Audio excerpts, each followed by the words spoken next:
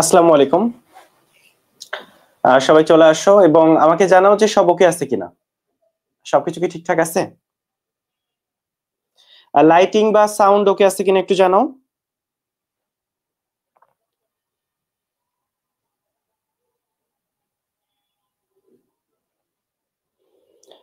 ওয়ালাইকুম আসসালাম।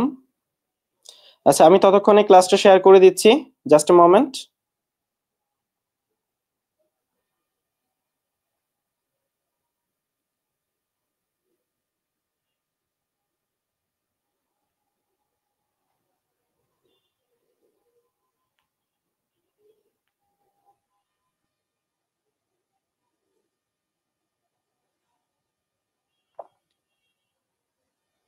আসসালামু আলাইকুম।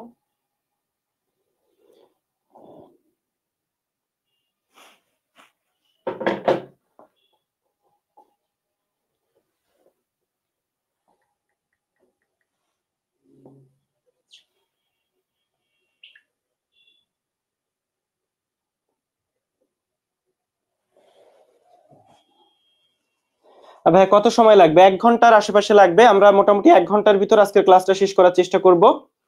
সিক্রেট সাজেশন এখনো পাইনি, আমরা জানি যে তোমরা অনেকেই পাওনি, বিশেষ করে লস প্রজেক্টের যারা, তারা হচ্ছে তাদের বইটা আজকে যাচ্ছে, কালকে থেকে পাওয়া শুরু করবা। আজকে এবং কালকে ইনশাআল্লাহ আমরা লস প্রজেক্টের সবার বই কুরিয়ার করে দিব, ফলে কালকে পরশুর ভিতর তোমরা পেয়ে যাবা। এবং যেহেতু বইটা লাস্ট মোমেন্টের জন্য তোমরা 1 মাস আগে পাচ্ছ বইটা, ফলে দিস ইজ মানে এটা পারফেক্ট একটা সময় তুমি যখন বইটা হাতে পাচ্ছ। এবং তোমার মেইন পড়ার জায়গাটা কিন্তু মূল বই। সিক্রেট সাজেশন এমন কোনো বই না যে এইটাই তোমার মাস ব্যাপী পড়তে হবে, এটা তুমি মোটামুটি আস্তে ধীরে পড়তে পারবা। আরো একটা কথা যে লস প্রজেক্টে কিন্তু ভর্তি হওয়া যাচ্ছে, এবং আজকে কিন্তু লস প্রজেক্টে ভর্তি আসলে অনেক বেশি বেড়ে গেছে। তো বাড়ার কারণ আমি যেটা বুঝলাম যে সিক্রেট সাজেশন, তো সিক্রেট সাজেশনের রিভিউ আসতেছে বাচ্চা কাচ্চারা, এবং আমরা কাউকে রিভিউ ওইভাবে, মানে ক্লাসে একদিন মনে হয় বলছিলাম কোনো কন্টেস্ট দিই নাই, কিছু দিই নাই, স্টিল বাচ্চা কাচ্চারা দেখলাম যে বই পেয়ে এত খুশি, মানে ওরা নিজেরা বুঝতে পারছে যে বইটা আসলে যে আমরা কত সুন্দরভাবে বানাইছি এটা ওরা পেয়েই বুঝতে পারছে। এবং লস প্রজেক্ট যারা বইটা পাইছো তারা একটু বলো যে এখন কি কি তোমরা বুঝতে পারছো যে এই যে প্রজেক্টটা, এই প্রজেক্টের নাম কেন লস প্রজেক্ট। তো যাই হোক, আমরা জিকে আন্তর্জাতিকের উপর 3টা ক্লাস নিব, তো সবাই বই পেয়ে যাবা জাস্ট 1টা 2টা দিন, যেহেতু আমাদের হাজার হাজার স্টুডেন্ট, ফলে 1টা 2টা দিন এদিক ওদিক একটু হবে। আমার মনে হয় একটু ধৈর্য ধরে 2-1টা দিন একটু অপেক্ষা করো। আমরা চেষ্টা করব তোমরা যেন সবাই খুব দ্রুত পেয়ে যাও, ঠিক আছে? আচ্ছা, ঠিক আছে, তাহলে চলো আমরা আজকের ক্লাস শুরু করি।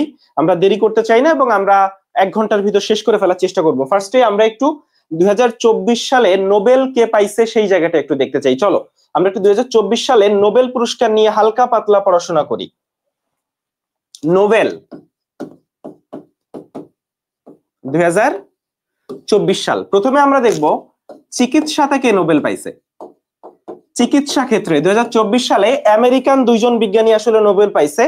ওনাদের নাম হচ্ছে ভিক্টর অ্যামব্রোস। চিকিৎসা ক্ষেত্রে আমেরিকা 2জন বিজ্ঞানী নোবেল পাইছে, ভিক্টর অ্যামব্রোস এবং গ্যারি ব্রুস। গ্যারি, তোমাকে একটু বলি যে পুরা নাম তোমাকে মনে রাখতে হবে, এটা মোটেও এরকম না, কারণ আমার নিজেরও আসলে এই নামগুলা মানে পুরোপুরি মনে থাকে না। তাহলে তোমাকে যেটা করতে হবে, দেখো এই অ্যামব্রোসের নামের সাথে ব্রোস আছে, আর এই গ্যারি ব্রুস এখানে আছে ব্রুস। তাহলে খেয়াল করো, তুমি মনে রাখবা 24 সালে নোবেল পুরস্কার পাইছে ব্রোস আর ব্রুস। চিকিৎসার কথা বলতেছি। তোমরা কি জানো ওরা কি জন্য চিকিৎসায় নোবেল পুরস্কার পাইছে? মাইক্রো আরএনএ এর কাজ আবিষ্কার করার জন্য। তোমরা অনেকেই মেডিকেল ভর্তি পরীক্ষা দেবে, আরএনএ কত প্রকার এইটা তো পারো না, আর মাইক্রো আরএনএ এর নামও জীবনে শুনো নাই। তো উনারা আসলে সেই মাইক্রো আরএনএ, যেটা তুমি নামই শুনো নাই, সেটার কাজ আবিষ্কার করার জন্য এই অ্যামব্রোস আর ব্রুস এই 2জন নোবেল পাইছে। তাহলে অ্যামব্রোস আর ব্রুস এই 2জন নোবেল পাইছে হচ্ছে মাইক্রো আরএনএ এর কাজ আবিষ্কার করার জন্য, ঠিক আছে? যাই হোক, তোমার আসলে নামটাই দরকার, চিকিৎসায় কে নোবেল পাইছে এইটা জানলেই তোমার চলতেছে। চলে আসো আমরা একটু দেখি পদার্থতে কে নোবেল পাইছে। পদার্থতে 2জন বিজ্ঞানী নোবেল পাইছে। এবার কিন্তু পুরোপুরি নোবেল আমেরিকা আমেরিকা হয়ে গেছে। আমেরিকার বাইরে যে কয়জন, সেই কয়জনের নাম আমি তোমাকে বলে দিব যে কারা আমেরিকার বাইরে নোবেল পাইছে। তাহলে চলে আসো, এখানে আছে জোসেফ হোপফিল্ড, জোসেফ হোপফিল্ড, এবং নোবেল পাইছে জিওফ্রে হিলটন, জিওফ্রে হিলটন। তো এখানে তুমি যেভাবে মনে রাখবা হিল হোপ, হিল আর হোপ, অর্থাৎ আমরা নামগুলো শর্ট করে নিয়ে আসছি। দেখো হিল হোপ, হোপের প দিয়ে মনে রাখবা পদার্থ, এরা পদার্থে নোবেল পাইছে। তো আপাতত মনে রাখো এই হিলটনের বাড়ি হচ্ছে কানাডা, হিলটনের বাড়ি কোথায়? কানাডা। এখন আমরা চিকিৎসা পড়লাম, তোমরা ডাক্তার হইতে চাও, সেটা সবার আগে জানলাম, ফিজিক্স জানলাম, এখন একটু কেমিস্ট্রিতে কারা পাইছে সেইটা জানি। চলো, রসায়নে কারা নোবেল পাইছে? রসায়নে নোবেল পাইছে ডেভিড বেকার, ডেভিড বেকার, ডেমিস হাসাবিস। আমি শিওর যে নামগুলা শুনেই তোমার মোটামুটি দাঁতটা ভেঙে যাচ্ছে। জন এম জাম্পার, শীতকাল চলে আসছে, জাম্পার পরার সময় চলে আসছে। রসায়নে নোবেল পাইছে ডেভিড বেকার, রসায়নে নোবেল পাইছে হচ্ছে ডেভিড বেকার।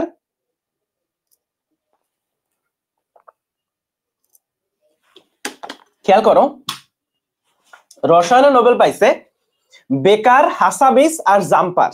ঘটনা শোনো, ঘটনা হচ্ছে রসায়ন, রসায়ন খুবই মজার একটা সাবজেক্ট, তোমরা জানো। তো রসায়নে মজা পেয়ে বেকার জাম্পার পরে হাসে। তুমি আসলে আসল ঘটনা কি বুঝছো ভাইয়া? রসায়নে মজা পেয়ে বেকার জাম্পার পরে হাসে। একজন হাসবে, সে কেন জাম্পার পরে হাসবে? কারণ পাগল হয়ে গেছে। তাহলে রসায়নে মজা পেয়ে বেকার জাম্পার পরে হাসে, রসায়নে মজা পেয়ে। তাহলে দেখো, বেকার দিয়ে বেকার, হাসে দিয়ে হাসাবিস, আর জাম্পার দিয়ে তো এই জন এম জাম্পার। রসায়নে মজা পেয়ে বেকার জাম্পার পরে হাসে। আর এই যে রসায়নের যারা, এরা সবাই ব্রিটিশ। তাহলে রসায়নের যারা, তারা সবাই ব্রিটিশ, চিকিৎসার সবাই আমেরিকান, ফিজিক্সের একজন কানাডার, একজন আমেরিকান। তোমরা জানো কিনা যে আমেরিকার কানাডা কিন্তু পাশাপাশি দুইটা রাষ্ট্র। এই যে আমেরিকা, ধরো এটা হচ্ছে আমেরিকা, আমেরিকার এক সাইডে কানাডা, এক সাইডে মেক্সিকো, বুঝলা? তো মোটামুটি মেক্সিকো একটু গরিব দেশ, ওইদিকে কানাডা আবার বড় লোক দেশ। আমেরিকা কানাডা অনেক বড় লোক, মেক্সিকো কম্পারেটিভলি কম বড় লোক দেশ। আচ্ছা, তাহলে আমরা যেটা দেখতেছি, এই ফিজিক্সে আমেরিকা কানাডা, চিকিৎসায় আমেরিকা, কেমিস্ট্রিতে হচ্ছে ব্রিটিশ। তাহলে এইটা মোটামুটি আমাদের কাছে ক্লিয়ার হইলো, এইটা মোটামুটি আমাদের কাছে ক্লিয়ার হইলো, ঠিক আছে? এখন চলে আসো, আমাদের আর বেশি কিছু বাকি নেই। আমি এটা মুছে দিচ্ছি, স্ক্রিনশট নিলে নিয়ে নিতে পারো, আমি মুছে দিচ্ছি। এখন চলে আসো, আমরা একটু সাহিত্যে কারা নোবেল পাইছে দেখতে চাই। সাহিত্য, তো এই সাহিত্যিকের নামটা খুবই চমৎকার। উনার নাম হচ্ছে হান কাং, উনার নাম হচ্ছে হান কাং। বোঝাই যাচ্ছে উনি আসলে দক্ষিণ কোরিয়ার। মনে রাখবা, উত্তর কোরিয়ার কোনো হিসাব কিতাব নাই। উত্তর কোরিয়ার একজন মানুষের নামই তুমি সারা জীবনে জানতে পারবা, ওনার নাম হচ্ছে কিং জং উন, কিম জং উন। এই ব্যক্তির বাইরে উত্তর কোরিয়ার আর কারো নাম তুমি কোনোদিন শুনবা না। কিন্তু দক্ষিণ কোরিয়া, বিটিএস এর নাম শুনছো, এরপর হচ্ছে ওই যে কে ড্রামা বলে, সেই কে ড্রামা, এই যা কিছু, এই যে এই ব্যক্তি নোবেল পাইলো, সব হচ্ছে দক্ষিণ কোরিয়ার লোকজন, সবই হচ্ছে দক্ষিণ কোরিয়ার লোকজন। তো সাহিত্যে পাইছে হান কাং, উনি হচ্ছেন সাউথ কোরিয়া, দক্ষিণ কোরিয়ার ব্যক্তি। এখন চলে আসো, আমরা একটু দেখি অর্থনীতিতে কে পাইছে। আচ্ছা, তার আগে একটু শান্তির যে, তার নামও একটু পড়ে আসি, যেহেতু উনি শান্তি স্থাপন করছে। তোমরা জানো যে আমাদের ডক্টর মোহাম্মদ ইউনুস সাহেব, বলতো উনি কোন সাবজেক্টে নোবেল পাইছিল? আমাদের ইউনুস সাহেব কোন সাবজেক্টে নোবেল পাইছিল সেটা আমাকে একটু বলো। শান্তিতে পাইছে নিহন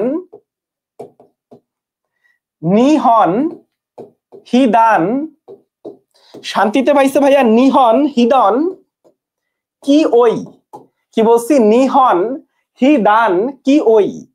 তো একটু বলি ঘটনা, যেহেতু উনি শান্তিপ্রিয় মানুষ, শান্তিপ্রিয় মানুষরা কোথাও কোনো ঝামেলা পছন্দ করে না, সবকিছু দান করে দিতে পছন্দ করে। তো উনার নাম কি বলছি ভাইয়া? হি দান। তাহলে উনি দান করে দেয় সবকিছু। এই দান করতে করতেই উনি শান্তিতে নোবেল পেয়ে গেছে। তাহলে ওনার নাম হচ্ছে নিহন হি ডাং। ওনার নাম হচ্ছে কি বললাম?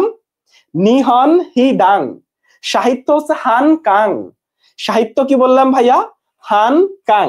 সর্বশেষ আমরা যেটা পড়বো সেটা হচ্ছে অর্থনীতি। সর্বশেষ আমরা পড়বো অর্থনীতিতে কে পড়ে পাইছে। তো অর্থনীতির ক্ষেত্রে বলো তো, অর্থনীতিতে কারা পাইতে পারে, কোন দেশের লোকজন? তো শান্তিতে যে লোক পাইছে, এই লোক যে আমেরিকান না, আমার মনে হয় তুমি বুঝতে পারছো। তাহলে শান্তিতে যিনি পাইছে উনি জাপানের। ঠিক আছে, তাহলে শান্তিতে যিনি পাইছে উনি জাপানের, সাহিত্যের জন দক্ষিণ কোরিয়ার, আর তো তুমি দেখলা যে রসায়নে পাইছে হচ্ছে ব্রিটিশ লোকজন, আর কানাডার একজন ছিল হিলটন। এর বাইরে যারা আছে সব আমেরিকান। এই যে অর্থনীতি, টাকা পয়সার ব্যাপার, মানে আমেরিকা। তাহলে অর্থনীতিতে যারা পাইছে তারাও হচ্ছে আমেরিকান। তো উনার নাম দেখো, একজনের নাম হচ্ছে আজে মলু, একজনের নাম আজে মলু, একজনের নাম সাইমন জনসন, জনসন, আর একজনের নাম হচ্ছে জেমস রবিনসন, জেমস রবিনসন। কি বললাম? একজনের নাম আজে মলু, সাইমন জনসন, জেমস রবিনসন। তো এখানে দেখবা যে সব সন, জনের পোলা, সনের পোলা, সরি রবিনের পোলা, জনের সন, রবিনের সন, আর এই হচ্ছে আজি, আজ। তাহলে আজকে অর্থনীতিতে নোবেল কে পাইছে? এইভাবে বলছে, আজকে অর্থনীতিতে নোবেল পেয়েছে রবিনের পোলা আর জনের পোলা, জনের সন, রবিনের সন, আজকে অর্থনীতিতে নোবেল পেয়েছে। ক্লিয়ার? তাহলে অর্থনীতির যারা তারাও আমেরিকান, জাপান, শান্তি জাপান, সাহিত্য হচ্ছে, রসায়নটা হচ্ছে আমাদের ব্রিটিশ, আর হিলটন ছিল কানাডার, সাহিত্য দক্ষিণ কোরিয়া, এর বাইরে মোটামুটি চিকিৎসা আমেরিকার, তারপর হচ্ছে পদার্থ একজন আমেরিকা ছিল, অর্থনীতি পুরোটাই আমেরিকা। ক্লিয়ার? তাহলে 24 সালের নোবেলটা ক্লিয়ার কিনা সবার কাছে একটু বলেন, যে 24 সালের নোবেলটা কি আমরা বুঝছি? তাহলে 24 সালের নোবেল মনে থাকবে না ভাইয়া? নামগুলো অনেক জটিল, আমি অস্বীকার করতেছি না, কিন্তু এইভাবে তুমি যদি মনে রাখো তাহলে পরীক্ষায় দাগায় আসতে পারবা। কেন? কারণ পরীক্ষায় তোমার কিন্তু অপশন থাকবে, অপশন দেখলে মনে পড়ে যাবে। তাহলে আজকে অর্থনীতিতে নোবেল পাইছে রবিনের সন, আর হচ্ছে আচ্ছা, নোবেল নিয়ে আরো অনেক পড়াশোনা আছে, ফিউচারে আমরা করব। আপাতত আমরা একটু শুরু করলাম একটা সাম্প্রতিক দিয়ে। তো আমরা আজকে সাম্প্রতিক পড়বো না, আমরা অন্য জিনিসপত্র পড়বো। চলো একটু চলে যাই যে আমরা আসলে কি পড়তে চাই আজকে। তো আজকে আমরা এমন একটা টপিক থেকে পড়বো, যেই টপিক থেকে মেডিকেল ভর্তি পরীক্ষা, আমি মুছে দিচ্ছি, স্ক্রিনশট নিয়ে নিতে পারো। আমরা আজকে এমন একটা টপিক থেকে পড়বো যেই টপিক থেকে মেডিকেল ভর্তি পরীক্ষায় 4 বার প্রশ্ন আসছে। আন্তর্জাতিক থেকে কিন্তু অনেক বেশি প্রশ্ন আসে না, কিন্তু এই টপিক থেকে 4 বার প্রশ্ন আসছে। সেই টপিকটা হচ্ছে দিবস। 6 সালে প্রশ্ন আসছে, 13 সালে প্রশ্ন আসছে, 14 সালে আসছে, 18 সালে আসছে। কোন দিবস? বিশ্ব দিবস। এখানে যা দিবস পড়বো সব হচ্ছে বিশ্ব দিবস। চলো আমরা শুরু করি। ফার্স্টে আমরা পড়বো হচ্ছে বিশ্ব জনসংখ্যা নিয়ন্ত্রণ দিবস। বিশ্ব জনসংখ্যা নিয়ন্ত্রণ দিবস। ঘটনা হচ্ছে নতুন বছর, নিউ ইয়ার রেজুলেশন। নতুন বছরে অনেকের অনেক প্ল্যান থাকে না, যে এক স্বামী স্ত্রী, একজন হাজব্যান্ড ওয়াইফ, তারা নতুন বছরে প্ল্যান করছে যে তারা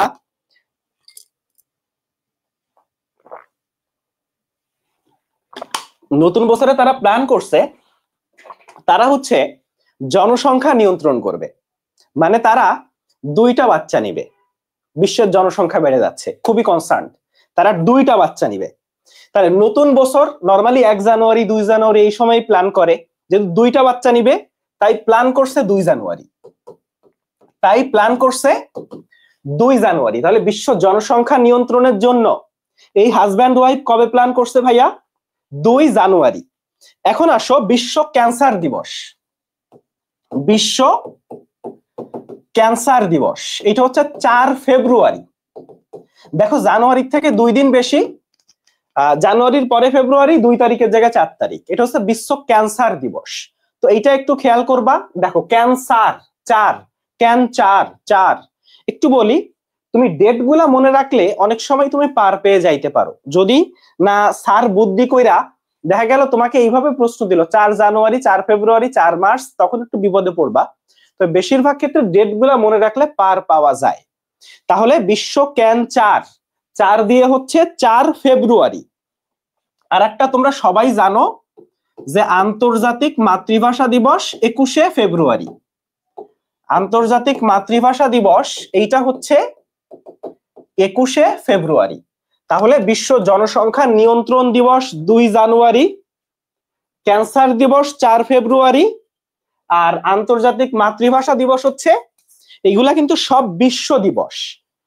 এখন একটু চলে আসো, আমরা মার্চ মাসে চলে আসি, একটু মার্চ মাসে আসবো। এটা আমি মুছে দিচ্ছি, জানুয়ারি ফেব্রুয়ারি শেষ। ওকে, আসো বিশ্ব নারী দিবস 8 মার্চ, বিশ্ব নারী দিবস এটা হচ্ছে 8 মার্চ। বিশ্ব আবহাওয়া দিবস 23শে মার্চ, বিশ্ব আবহাওয়া দিবস 23শে মার্চ। বিশ্ব যক্ষ্মা দিবস 24শে মার্চ, বিশ্ব যক্ষ্মা দিবস 24শে মার্চ। বিশ্ব নাটক দিবস, নাটক মনে আসলে কি মনে আসে বলতো? নাটক কম করো প্রিয়, 27শে মার্চ। নারী দিবস 8 মার্চ, আবহাওয়া দিবস 23শে মার্চ, যক্ষ্মা দিবস 24শে মার্চ, আর নাটক দিবস হচ্ছে 27শে মার্চ। নাটক দিবস হচ্ছে 27শে মার্চ। এখন একটা জিনিস লিখো, বদনারীর হাওয়ায় যক্ষ্মা হইছে, বদনারীর হাওয়ায় যক্ষ্মা হইছে। নাটক কম করো প্রিয়, নাটক কম করো প্রিয়। তাইলে এই নারী দিয়ে হচ্ছে নারী দিবস 8 তারিখ, মার্চ মাসের গল্প বলতেছি। হাওয়া দিয়ে হচ্ছে আবহাওয়া দিবস 23শে মার্চ, যক্ষ্মা হচ্ছে 24শে মার্চ। বদনারীর হাওয়ায় যক্ষ্মা হইছে, মানে হয় না যে কিছু কুসংস্কারক, ও একটা খারাপ মেয়ে, ওর বাতাস লাগছে তাই যক্ষ্মা হইছে। তোমরা জানো কিনা যে আমার ছোটকালে আসলে যক্ষ্মা হয়েছিল। আগের দিন একটা স্লোগান ছিল, যক্ষ্মা হইলে রক্ষা নেই, যক্ষ্মা হইলে সবাই মারা যাইতো। তবে আমার ভাগ্য ভালো যে আমার যখন যক্ষ্মা হয়েছে তখন যক্ষ্মার টিকা বা চিকিৎসা আবিষ্কৃত হয়ে গেছে, এর জন্য আমি বেঁচে গেছি। তাইলে যক্ষ্মা হচ্ছে 24শে মার্চ, আর এই নাটক হচ্ছে 27শে মার্চ। নাটক হচ্ছে ভাইয়া 27শে মার্চ, ঠিক আছে? তাইলে বদনারীর হাওয়ায় যক্ষ্মা হইছে, নাটক কম করো প্রিয়। তাইলে নারী 8 মার্চ, হাওয়া আবহাওয়া দিবস 23শে মার্চ, যক্ষ্মা দিবস 24শে মার্চ, আর নাটক দিবস হচ্ছে 27শে মার্চ। আর নাটক দিবস হচ্ছে ভাইয়া একটু বলি, দিবসের কোনো অভাব নাই, প্রচুর দিবস আছে। সব দিবস আমরা পড়বো না, যেগুলা গুরুত্বপূর্ণ সেগুলা পড়বো। মনে রাখবা যে আন্তর্জাতিকের পড়াশোনার কোনো শেষ নাই। ইভেন বিসিএস এও প্রচুর আন্তর্জাতিক আছে, কিন্তু সব তুমি পড়তে পারবা না। এবং এখন আসলে সব পড়া বুদ্ধিমানের কাজও না। এখন তুমি 3-4টা দিন আন্তর্জাতিক সারাদিন বসে বসে পড়বা, ওই 3-4 দিন আন্তর্জাতিকে দেওয়ার লাক্সারি তোমার কাছে নাই। তোমাদের লস প্রজেক্টের যারা আছো সবাইকে আমরা আন্তর্জাতিক শীট দিয়ে দিছি, এই শীট পড়লেই হবে, আমার ক্লাসগুলা করলেই হবে। ক্লিয়ার? আমার ক্লাস করলে হবে, এই শীট পড়লে হবে। এর ভিতর পড়বা, যদি কমন বাদবে, না বাদলে কারো বাদবে না। কেউ যদি কোনো জিনিস না পারে মেডিকেল ভর্তি পরীক্ষায়, তোমার কোনো সমস্যা নাই। কেউ না পারলে সমস্যা নাই, কিন্তু সমস্যা তখন সবাই পারতেছে, তুমি পারতেছ না। ক্লিয়ার? আচ্ছা, ঠিক আছে। তাহলে এই হচ্ছে মার্চ মাসের ঘটনা। এরপরে আসো এপ্রিল মাসের ঘটনায় চলে আসি। এপ্রিলের ক্ষেত্রে বিশ্ব অটিজম দিবস 2 এপ্রিল। বিশ্ব অটিজম দিবস এটা হচ্ছে 2 এপ্রিল। বিশ্ব স্বাস্থ্য দিবস 7 এপ্রিল। বিশ্ব স্বাস্থ্য দিবস 7 এপ্রিল। বিশ্ব ধরিত্রী দিবস 22 এপ্রিল। বিশ্ব ধরিত্রী দিবস এইটা হচ্ছে 22শে এপ্রিল। মনে রাখবা, ধরিত্রী হচ্ছে একটা মেয়ের নাম, এভাবে মনে রাখো। ধরিত্রী মানে পৃথিবী। ধরিত্রী একটা মেয়ের নাম যার অটিজম বিষয়ক স্বাস্থ্য সমস্যা আছে। ধরিত্রী একটা মেয়ের যার অটিজম বিষয়ক, এভাবে মনে রাখবা, অটিজম নামক স্বাস্থ্যগত সমস্যা আছে ধরিত্রীর। অটিজম নামক স্বাস্থ্যগত সমস্যা আছে ধরিত্রীর। অটিজম নামক স্বাস্থ্যগত সমস্যা আছে ধরিত্রীর। তাহলে অটিজম দিবস 2 তারিখ, স্বাস্থ্য দিবস 7 এপ্রিল, মেডিকেল ভর্তি পরীক্ষা আসা প্রশ্ন। ধরিত্রীর 22 এপ্রিল। ধরিত্রীর হচ্ছে 22 এপ্রিল। কি বললাম?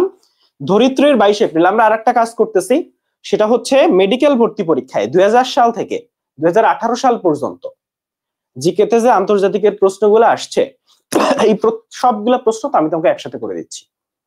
এটা করলে কেমন হবে বলতো? সবগুলা প্রশ্ন আমি যদি তোমাকে একসাথে করে দিই, এর ব্যাপারটা কেমন হয়?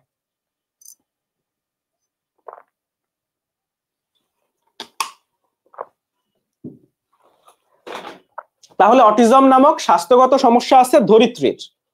এখন চলে আসো, আমরা মে মাসে চলে আসি। এপ্রিল শেষ, মে মাস। বিশ্ব শ্রমিক দিবস। বিশ্ব শ্রমিক দিবস হচ্ছে 1 মে। বিশ্ব রেড ক্রস দিবস 8 মে। বিশ্ব রেড ক্রস দিবস এটা হচ্ছে 8 মে। বিশ্ব শান্তি রক্ষা বাহিনী দিবস, শান্তি রক্ষী বলে, বিশ্ব শান্তিরক্ষী বাহিনী দিবস এটা হচ্ছে 29 মে। 29 মে। বিশ্ব তামাক মুক্ত দিবস। তামাক মুক্ত দিবস মানে কিন্তু ধূমপান মুক্ত দিবস। এটা মেডিকেল ভর্তি পরীক্ষায় আসা প্রশ্ন, 18 সালে আসছে, 31 মে। তাহলে চলো, বিশ্ব শ্রমিক দিবস 1 মে, রেড ক্রস দিবস 8 মে, শান্তিরক্ষী দিবস বাহিনী দিবস। এখানে একটু বলি, যদি তোমাকে এইটা বলে যে শান্তি রক্ষা দিবস, শান্তি রক্ষা দিবস অথবা শুধু শান্তি দিবস, দেখো একটা হচ্ছে শান্তিরক্ষী বাহিনী আর একটা হচ্ছে শান্তি, দুইটা কিন্তু ডিফারেন্ট। ঠিক আছে? তো এই দিবসটা হচ্ছে 21শে সেপ্টেম্বর। এটা 21শে সেপ্টেম্বর কেন জানো? কারণ শান্তি নামের একটা মেয়ে ছিল, ওই শান্তির মা মারা গেছিল 21শে সেপ্টেম্বর।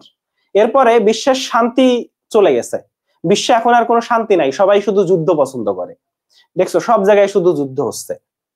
তাইলে এই শান্তি দিবস 21শে সেপ্টেম্বর। 21শে সেপ্টেম্বর শান্তির মা মারা গেছে, এই জন্য। তোমরা কি এই গল্প বিশ্বাস করছো? কে কে বিশ্বাস করছো হাত তুলো। তাহলে 21শে সেপ্টেম্বর হচ্ছে শান্তির মা মারা গেছে, আর শান্তি রক্ষী বাহিনী দিবস কিন্তু 29শে মে। এখন একটু চলে আসো যে এই যে শ্রমিকরা কিন্তু নাম্বার 1, একটা বাংলা মুভি ছিল যে নাম্বার 1 শাকিব খান।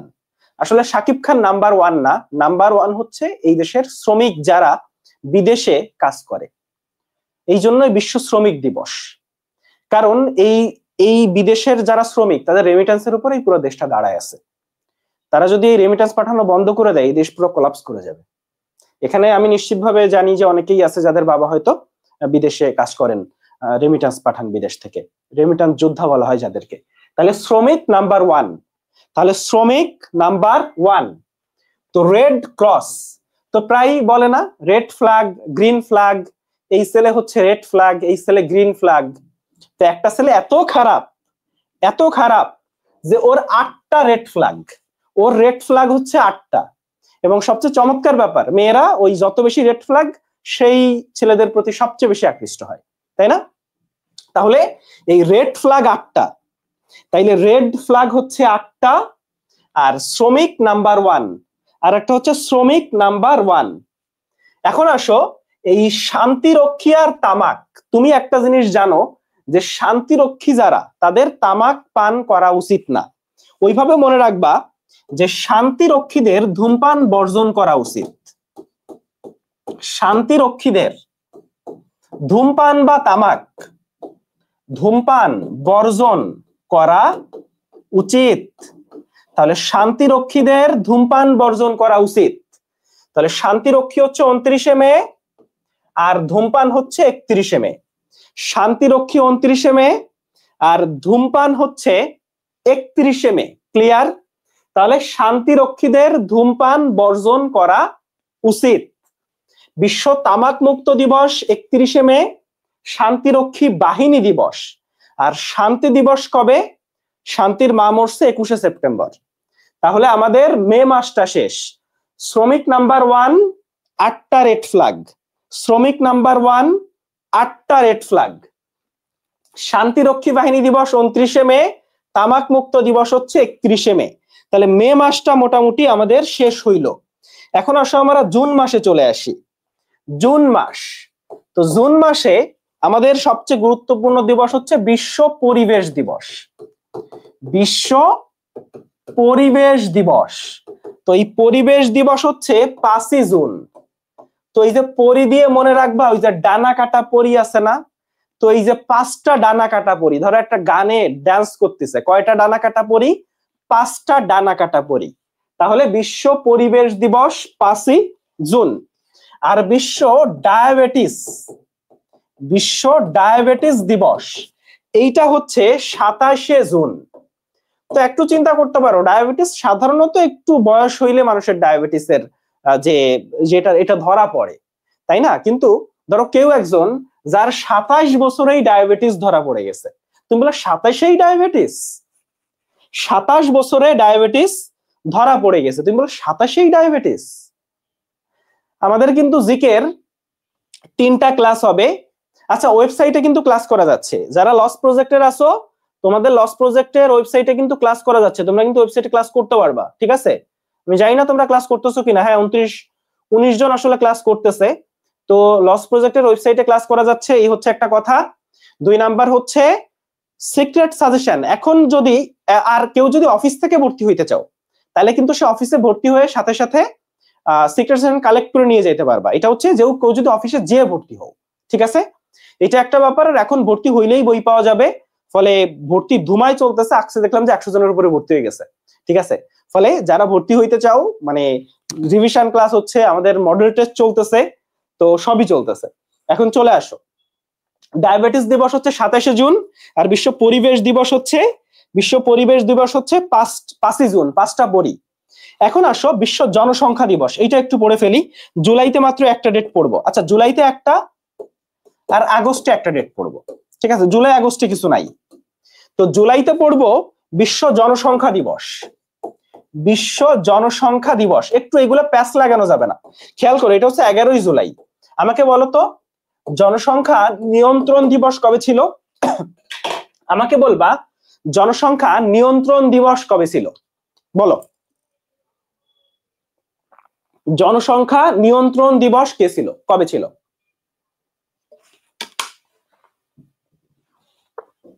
তাহলে আমরা দেখতেছি 11ই জুলাই। তাহলে এভাবে চিন্তা করতে পারো, 11টা বাচ্চা, ধরো কেউ একজন 11টা বাচ্চা নেওয়ার চিন্তা করছে, তাইলে এক্ষেত্রে কি জনসংখ্যা নিয়ন্ত্রণ হবে? তাহলে নিয়ন্ত্রণ ছিল হচ্ছে 2 জানুয়ারি, কারণ 2টা বাচ্চা। আর এই 11টা বাচ্চা নিয়ন্ত্রণ করার চিন্তা করছে, এই জন্য এখানে নিয়ন্ত্রণ নাই, কারণ ওই 11টা বাচ্চা নিবে, তাইলে তো আর নিয়ন্ত্রণ হচ্ছে না। তাইলে নিয়ন্ত্রণটা 2 তারিখ, আর শুধু জনসংখ্যাটা হচ্ছে 11 তারিখ। নিয়ন্ত্রণ 2 তারিখ, শুধু জনসংখ্যা হচ্ছে 11 তারিখ। ক্লিয়ার? আচ্ছা, ঠিক আছে।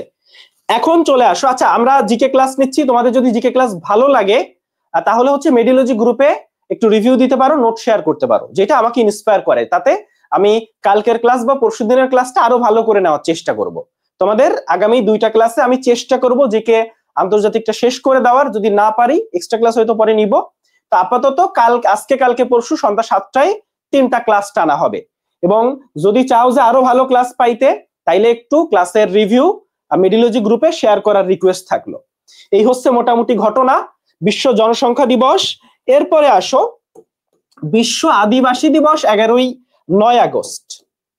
বিশ্ব আদিবাসী দিবস হচ্ছে 9 আগস্ট, বিশ্ব আদিবাসী দিবস। দেখো ব্যাপারটা কিরকম, যে এই যে আদিবাসী যারা, তাদেরকে আবার অনেকে মানে নিরীগোষ্ঠী আদিবাসী এটা নিয়ে একটা প্যাচ আছে। কেউ কেউ বলে আদিবাসী, কেউ কেউ বলে নিরীগোষ্ঠী। হ্যাঁ, এটা একটু ঝামেলা আছে। তো যাই হোক, এই নিরি নয়, হ্যাঁ, আদিবাসীর সাথে নিরীগোষ্ঠীর একটা ব্যাপার আছে। তাহলে আদি নিরি, নিরি দিয়ে মনে রাখবা 9 নিরে দিয়ে কি মনে রাখবা ভাইয়া 9 মনে রাখবা নিরে দিয়ে মনে রাখবা হচ্ছে 9 তাহলে 9 শব্দটা আমরা মনে রাখবো নিরি দিয়ে কি দিয়ে ভাইয়া নিরি দিয়ে ঠিক আছে তাইলে আমরা এইটা শেষ করে ফেললাম এখন আসো আমরা সেপ্টেম্বর মাসে চলে যাব আমরা একটু তাড়াতাড়ি যাই দেরি হয়ে যাচ্ছে মনে হয় একটু তাড়াতাড়ি শেষ করতে হবে সেপ্টেম্বরে আমরা 3টা দিন পড়বো একটা হচ্ছে বিশ্ব সাক্ষরতা দিবস এটা হচ্ছে 8 সেপ্টেম্বর এরপরে আসো যেটা তোমাকে অলরেডি পড়াইছি আমি যে আন্তর্জাতিক শান্তি বা শান্তি রক্ষা দিবস এটা হচ্ছে 21শে সেপ্টেম্বর বলতো শান্তিরক্ষী বাহিনী দিবস কবে ছিল আসো আর একটা হচ্ছে বিশ্ব পর্যটন দিবস এই পর্যটন দিবস হচ্ছে 27শে সেপ্টেম্বর তোমরা কি জানো 27শে সেপ্টেম্বর হচ্ছে আমার জন্মদিন তো না জানলেও জেনে নিলা যে 27 সেপ্টেম্বর হচ্ছে হাফিজ ভাইয়ার জন্মদিন এবং হাফিজ ভাই মোটামুটি এই ঘুরতে খুবই পছন্দ করে হাফিজ ভাই মোটামুটি অনেক জায়গায় ঘুরছে বাংলাদেশের বেশিরভাগ জায়গায় হাফিজ ভাইয়ের ঘোরা হয়ে গেছে তাহলে আমি পর্যটন খুব পছন্দ করি আমার জন্মদিন দেখছো কিভাবে বুদ্ধি কইরা নিজের জন্মদিন মুখস্থ রাখাইতে হয় পোলাপান রে মানে এর থেকে খারাপ ব্যাপার আর কি হইতে পারে যে এই জিকে আন্তর্জাতিক পড়তে যাইয়া এক টিচারের জন্মদিন মুখস্থ করা লাগতেছে তাহলে আমার জন্মদিন হচ্ছে 27শে সেপ্টেম্বর আর এই দিন হচ্ছে বিশ্ব পর্যটন দিবস আন্তর্জাতিক শান্তি দিবস 21শে সেপ্টেম্বর আর সাক্ষরতা দিবস 8 সেপ্টেম্বর নরমালি তুমি জানো যে মাসের শুরুতে লোকজন বেতন পায় যেমন আমার মেডিওলজিতে যারা কাজ করে প্রায় 40-50 জন সবাই মোটামুটি 9-10 এর দিকে বেতন পায় কেন কারণ 8 তারিখে আমি হচ্ছে সাইন করি যে বেতনের যে জায়গাটায় ঠিক আছে তাইলে এই 8 তারিখ হচ্ছে 8 সেপ্টেম্বর সাক্ষরতা 21শে সেপ্টেম্বর শান্তি আর 27শে সেপ্টেম্বর হচ্ছে পর্যটন দিবস 27শে সেপ্টেম্বর হচ্ছে ভাইয়া পর্যটন দিবস এরপরে চলে আসো আমাদের সেপ্টেম্বর শেষ আমরা মুছে দিলাম অক্টোবরে চলে আসবো অক্টোবর আচ্ছা অক্টোবরে আসার পর খেয়াল করো বিশ্ব প্রবীণ দিবস এইটা হচ্ছে 1 অক্টোবর বিশ্ব প্রবীণ দিবস 1 অক্টোবর বিশ্ব অহিংস দিবস 2 অক্টোবর বিশ্ব অহিংস দিবস হচ্ছে 2 অক্টোবর বিশ্ব শিক্ষক দিবস 5 অক্টোবর এখন খেয়াল করো নরমালি প্রবীণ যারা তারা একটু সিনিয়র সিটিজেন তারা একটু অহিংস হয় আবার শিক্ষক যারা সম্মানিত মানুষ তারা একটু অহিংস হয় যদিও ব্যাপারটা পুরোপুরি সত্য না তাই হোক আমরা মনে রাখি যে প্রবীণরা একটু অহিংস হয় আর শিক্ষকরা অহিংস হয় তো এভাবে 1 প্রবীণ আর 5 শিক্ষক তাহলে এখানে 2টা গ্রুপ না প্রবীণদের গ্রুপ আর শিক্ষকদের গ্রুপ 2 দলই অহিংস 1 প্রবীণ 5 শিক্ষক 2 দলই অহিংস তাইলে প্রবীণ 1 তারিখ শিক্ষক 5 তাহলে 5 শিক্ষক 5 অক্টোবর আর 2 দলই অহিংস মানে 2 অক্টোবর বিশ্ব অহিংস দিবস হচ্ছে 2 অক্টোবর কি বললাম বিশ্ব অহিংস দিবস যেটা সেইটা হচ্ছে 2 অক্টোবর ক্লিয়ার এখন আসো বিশ্ব খাদ্য দিবস হচ্ছে 16 অক্টোবর বিশ্ব খাদ্য দিবস 16 অক্টোবর বিশ্ব জাতিসংঘ দিবস জাতিসংঘেরও আবার দিবস আছে মানে আর বাসি না 24শে অক্টোবর খাদ্য দিবস 16 অক্টোবর আর জাতিসংঘ দিবস হচ্ছে 24শে অক্টোবর ক্লিয়ার এখন এভাবে মনে রাখতে পারো যে খাদ্যের দাবিতে জাতিসংঘে অনশন বা জাতিসংঘে কি বলা যায় একটা বিক্ষোভ তাহলে খাদ্যের দাবিতে জাতিসংঘে তাহলে খাদ্য 16 জাতিসংঘ 24 অক্টোবরের কথা বলতেছি খাদ্য 16 জাতিসংঘ 24 খাদ্য 16 জাতিসংঘ 24 খাদ্য 16 জাতিসংঘ 24 তাহলে মোটামুটি আমরা কিন্তু শেষ করে ফেলছি আমাদের শুধু যেটা বাকি সেটা হচ্ছে ডিসেম্বর মাস এখন আমাদের শুধু বাকি হচ্ছে ডিসেম্বর মাস চলো আমরা ডিসেম্বরটা দেখি এটা মুছে দিচ্ছি বিশ্ব এইডস দিবস এটা মোটামুটি অনেকেই জানি ডিসেম্বর না জানলে জেনে নাও, এইডস এর হাত থেকে রক্ষা পাইতে হবে। ঠিক আছে, ডিসেম্বর বিশ্ব প্রতিবন্ধী দিবস। প্রতিবন্ধী দিবস এইটা হচ্ছে ডিসেম্বর বিশ্ব দুর্নীতি বিরোধী দিবস। দুর্নীতি দিবস না কিন্তু, দুর্নীতি বিরোধী দিবস। দুর্নীতি বিরোধী দিবস হচ্ছে ডিসেম্বর। ডিসেম্বর বিশ্ব মানবাধিকার দিবস। মানবাধিকার দিবস এটা হচ্ছে 10 ডিসেম্বর। বিশ্ব অভিবাসন দিবস। বিশ্ব অভিবাসন দিবস হচ্ছে 18 ডিসেম্বর। খেয়াল করো, বিশ্ব এইডস দিবস 1 ডিসেম্বর, বিশ্ব প্রতিবন্ধী দিবস 3 ডিসেম্বর, বিশ্ব দুর্নীতি বিরোধী দিবস 9 ডিসেম্বর, বিশ্ব মানবতা বিরোধী দিবস, সরি মানবাধিকার দিবস, মানবতা বিরোধী দিবস হয় না, মানবতা বিরোধী অপরাধ হয়। তাহলে মানবাধিকার দিবস 10 ডিসেম্বর, অভিবাসন দিবস 18 ডিসেম্বর। এভাবে চিন্তা করতে পারো, এইডস রোগী, প্রতিবন্ধী আর দুর্নীতিবাজ। আচ্ছা একটা মিনিট, পানি লাগবে আমার।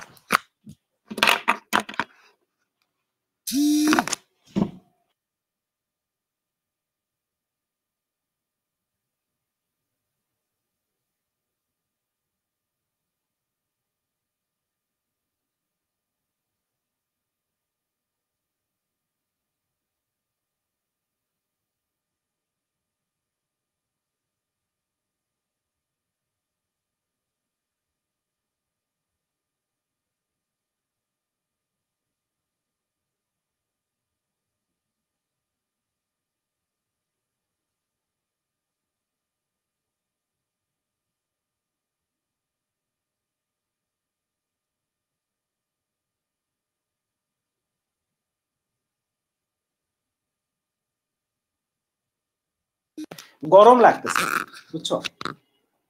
এখন আসো, তাহলে চিন্তা করা হইলো এইডস রোগী, প্রতিবন্ধী আর দুর্নীতিবাজ যারা, এদেরকে মানবাধিকার কর্মী যারা, এদের কাজই তো মানবাধিকারের নিয়ে কাজ করা, এরা অভিবাসনে পাঠাই দিবে।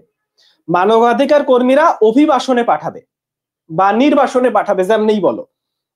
তাহলে এইডস, প্রতিবন্ধী আর দুর্নীতিবাজদের মানবাধিকার কর্মীরা অভিবাসনে পাঠাবে। কোথায় পাঠাবে ভাইয়া? অভিবাসনে পাঠাবে। শোনা যাচ্ছে তো সব ঠিকঠাক? তাহলে এর সাহায্যে আমরা কিন্তু এই দিবসগুলা পড়া শেষ করে ফেলছি। তাহলে আমরা প্রথমে একটু শুরু করলাম নোবেল দিয়ে, এরপরে দিবস পড়লাম। দিবসের পরে আমরা আসলে আরেকটা জিনিস দেখতে চাই, সেইটা হচ্ছে, আচ্ছা চলো আমরা একটু লাইন গুলা দেখে ফেলি। বিভিন্ন লাইন আছে না, বিশেষ করে সবচেয়ে বিখ্যাত কোন লাইন জানো? Radcliffe line. তো এই র্যাডক্লিফ লাইন বোঝানোর জন্য আমি একটা ছবি আঁকতে চাই। তো এই ছবিটা যখন আঁকবো তোমরা কেউ হাসাহাসি করবা না, প্লিজ তোমরা কেউ হাসাহাসি করবা না। মনে রাখবা এই ছবিটা হচ্ছে বোঝানোর জন্য। এই ছবিটা খুবই ইনঅ্যাকুরেট ছবি, একদমই অ্যাকুরেটের ধার কাজ দিও না, ঠিক আছে? তো আমরা একটু ভারতবর্ষের ছবিটা আঁকতে চাই। ধরো এইটা হচ্ছে ভারত, এইটা ধরো ভারত, আমি কথার কথা ধরে নিচ্ছি। এখানে ধরো এই ভারতের এই জায়গা ধরো এটা হচ্ছে বাংলাদেশ, ঠিক আছে? ভারতের এখানে ধরো পাকিস্তান আছে, এখানে ধরো পাকিস্তান আছে, এটা ধরো পাকিস্তান, আর এই পাকিস্তানের পাশে এখানে কিন্তু আফগানিস্তান আছে, ঠিক আছে? এটা হচ্ছে আফগানিস্তান, এটা হচ্ছে পাকিস্তান, এইটা হচ্ছে তোমার ইন্ডিয়া। ইন্ডিয়ার মোটামুটি পেটের মধ্যে হচ্ছে বাংলাদেশ, ওকে? আর এদিকে কিন্তু চীন আছে, এখানেও চায়না, এখানেও কিন্তু চায়না, এদিকেও চায়না, চায়না, এদিকে পুরো জায়গা জুড়েই হচ্ছে চায়না। ক্লিয়ার? এতটুকু বুঝো। আর এই যে জায়গাটা, এই জায়গাটা হচ্ছে কাশ্মীর, এই জায়গাটা হচ্ছে কাশ্মীর। খেয়াল করো, এটা পাকিস্তান, এটা আফগানিস্তান, এটা ইন্ডিয়া, ইন্ডিয়ার পেটের মধ্যে বাংলাদেশ, এই আর এইদিকে পুরাটা হচ্ছে চায়না। চায়না অনেক বড় দেশ, তোমরা জানো। এইদিকে পুরাটা চায়না। এখন খেয়াল করো জিনিসটা, যে 1947 সালে দেশভাগ হইছে, তাই না? 47 সালে যখন দেশভাগ হইছে, এর আগে কিন্তু এই জায়গাটা অন্তত এই পাকিস্তান সুদ্ধা পুরোটা ভারতবর্ষের আন্ডারে ছিল। তো তো ভারতীয়রা চাইতো একটাই দেশ থাকুক, কিন্তু জিন্নাহ বলল যে না, দেশ হইতে হবে দুইটা, পাকিস্তান এবং ভারত। এবার পাকিস্তানও জিন্নাহ বললো, তখন হিসাব হয়েছিল কি যে কাশ্মীরটা পাকিস্তানকে দিয়ে দিবে আর বাংলাদেশটা আসবে ভারতের মধ্যে। কিন্তু জিন্নাহ বলল না, আমার কাশ্মীর দরকার নাই, আমার দরকার বাংলাদেশ। আসলে এই কাশ্মীরও যাইতে চায় ভারতের পাকিস্তানের সাথে, এই বাংলাদেশ যারা এরাও যাইতে চায় হচ্ছে ভারতের সাথে, ওই পাকিস্তানের সাথে, সরি, কাশ্মীরও যাইতে চায় পাকিস্তানের সাথে, বাংলাদেশও যাইতে চায় পাকিস্তানের সাথে। যাই হোক, মোটামুটি কাশ্মীর পাইলো ইন্ডিয়া, আর এই বাংলাদেশ পুরাপুরি এইখানে পাকিস্তান আর এইখানে বাংলাদেশ, তাহলে দুইটা দেশ বানাই দিল। আসলে লজিক কি ছিল আমি জানি না। তো এই হচ্ছে বাংলাদেশ, এই হচ্ছে পাকিস্তান, ঠিক আছে, এই হচ্ছে পূর্ব আর পশ্চিম। এখন এই ভারতবর্ষকে বিভক্ত করলো যে লাইন, সেইটার নাম হচ্ছে, কারণ এই 47 সালে দেশভাগের সময় যেকে দেশভাগ করতে দেওয়া হয়েছিল ওনার নাম হচ্ছে র্যাডক্লিফ।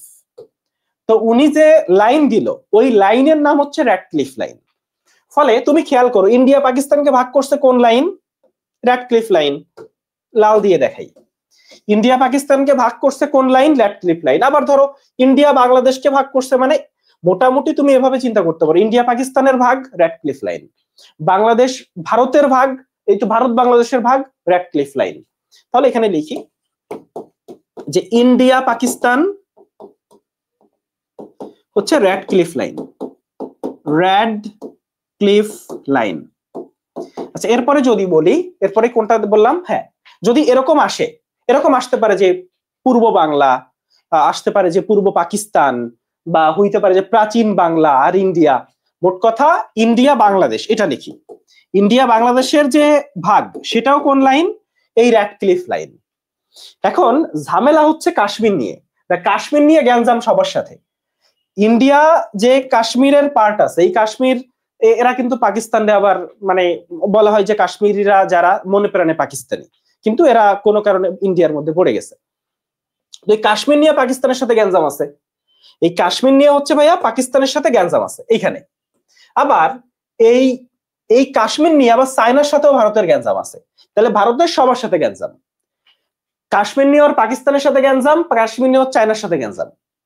তাইলে ওই কাশ্মীরের রিজিয়নে ভারত আর পাকিস্তানের যে লাইন, বুঝো, কাশ্মীর রিজিয়নে ভারত আর পাকিস্তানের যে লাইন, এই লাইনটার নাম হচ্ছে, এই যে লাইনটা কাশ্মীর রিজিয়নে ভারত পাকিস্তানের লাইন, এখানে লিখি কাশ্মীর রিজিয়নে এই ভারত পাকিস্তানের যে লাইন, এই লাইনটা হচ্ছে তোমার line of control, line of control. আবার এই কাশ্মীর এই রিজিয়নে চায়নার ভারতের মধ্যে যে গ্যাঞ্জাম, ওইটার নাম হচ্ছে লাইন অফ অ্যাকচুয়াল কন্ট্রোল। তাহলে এভাবে চিন্তা করতে পারো, ভারত আর চায়না তার মধ্যে যে গ্যাঞ্জাম সেটা হচ্ছে line of actual control, line of actual control. এভাবে মনে রাখতে পারো যে চুয়াল, চু চু চায়না, চু, তাহলে অ্যাকচুয়াল কন্ট্রোলটা ভারত চায়না, আর শুধু কন্ট্রোলটা হচ্ছে ভারত পাকিস্তান। শুধু কন্ট্রোলটা ভারত পাকিস্তান, আর অ্যাকচুয়াল কন্ট্রোল যেটা সেটা হচ্ছে তোমার ভারত চায়না। তাহলে আমরা কিন্তু র্যাডক্লিফ লাইন আর লাইন অফ কন্ট্রোল এই দুইটা ক্লিয়ার হয়েছে। সবাই একটু কমেন্ট করে বলো। আচ্ছা, এখানে আরেকটা জায়গা আছে, এই যে জায়গা, এই জায়গাকে কি বলে জানো? চিকেন স্নেক বলে, চিকেন নেক, মুরগির গলা। মানে দেখো এই পুরাটা ভারত, আবার এই যে জায়গা যেখানে বাংলাদেশ আছে, এখানে ভারতের জায়গাটা প্রচন্ড সরু, মানে ওখানে 20-22 কিলোমিটারের একটা জায়গা, এত চিকন একটা জায়গা। আর এই যে জায়গা এটাকে বলে সেভেন সিস্টার্স, এইটা হচ্ছে সেভেন সিস্টার্স। তো ওই যে ওইটা নিয়ে বলে যে এই সেভেন সিস্টার স্বাধীন হইতে চায়, বুঝছো?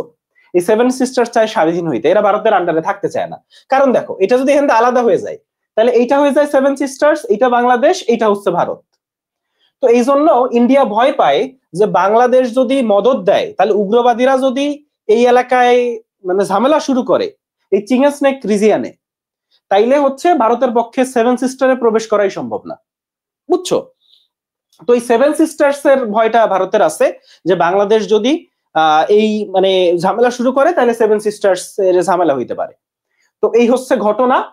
তো এই চিকেন স্নেক এইটা যেহেতু খুব চিকন জায়গা, এই সাইডে ভারতের সেভেন সিস্টার্স, ওই যে মিজোরাম, মণিপুর, ত্রিপুরা, ওগুলা, আর এই সাইডটা হচ্ছে ভারত। তো এই সেভেন সিস্টার আর চায়নার ভিতর যে লাইন, দেখো এখানেও চায়না এখানেও চায়না, তাহলে সেভেন সিস্টার আর চায়নার এখানে যে লাইনটা, এই লাইনটার নাম হচ্ছে ম্যাকমোহন লাইন। McMahon line. তাইলে সেভেন সিস্টার আর চায়নার এই যে লাইনটা, এই লাইনটাকে আমরা বলতেছি ভাইয়া ম্যাকমোহন লাইন। তাহলে সেভেন সিস্টার আর চায়নার এই লাইনটা হচ্ছে ভাইয়া ম্যাকমোহন লাইন। ক্লিয়ার? আমরা আশা করি এই জায়গাটা মোটামুটি clear. Radcliffe line of control. আচ্ছা, আর একটা জিনিস একটু দেখাই, এই যে পাকিস্তান আর আফগানিস্তান এই যে লাইন, এই লাইনটা হচ্ছে ডুরাল্ড লাইন। Durand line. তো ব্যাপারটা এই যে আফগানিস্তানের আ আর পাকিস্তানের পা, আপা, তাহলে আপা মাঝে একটা গুজব চাউর হইল না যে আপা এখন দুবাইতে, আপা এখন দুবাইতে, আবার মাঝে দুবাইতে ওই যে বন্যায় ডুবে গেল, তাই না? তাহলে আপা এখন দুবাইতে, ঠিক আছে, যদিও পরে জানা গেছে যে আপা না, আপা এখন ভারতেই আছে, তাহলে আপা এখন দুবাইতে, ঠিক আছে। তাহলে ডুরাল্ড লাইন হচ্ছে আপা আফগানিস্তান আর পাকিস্তান, আপা পালায় না, ঠিক আছে। তাহলে আপা এখন দুবাইতে, আপা এখন দুবাইতে। ক্লিয়ার? আপা এখন দুবাইতে। তাহলে Durand line, India Pakistan Radcliffe, India Bangladesh Radcliffe, Bharat Pakistan line of control, Bharat China হচ্ছে line of actual control, Bharat China হচ্ছে লাইন অফ অ্যাকচুয়াল কন্ট্রোল। ওই সেভেন সিস্টার রিজিয়নে চায়নার সাথে যে লাইন, ওইটা হচ্ছে ম্যাকমোহন লাইন। সেভেন সিস্টার রিজিয়নে যে লাইন, ওইটা হচ্ছে ভাইয়া ম্যাকমোহন লাইন। ক্লিয়ার? ব্যাপারটা কি ক্লিয়ার? তাহলে আমি এটা মুছে দিচ্ছি ভাইয়া, এটা মুছে দিচ্ছি, স্ক্রিনশট নিয়ে নাও।